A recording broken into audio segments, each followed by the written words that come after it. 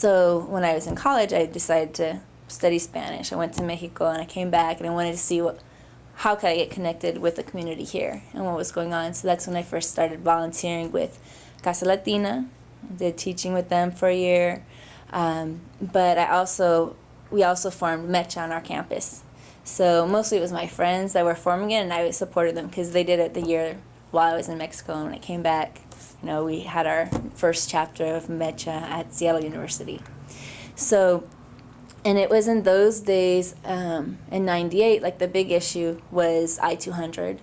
And so we formed coalitions with other minority groups on campus and got connected with the University of Washington to fight I-200.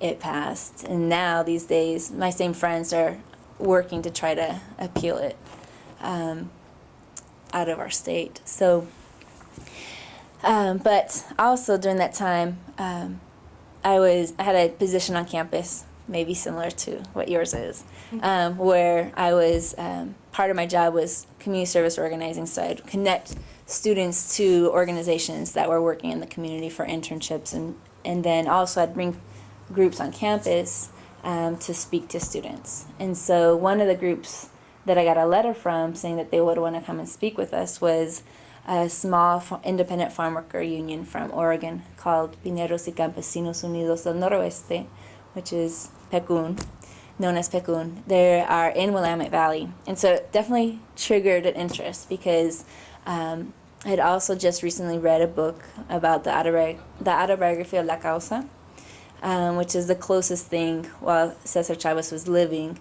to, really his biography.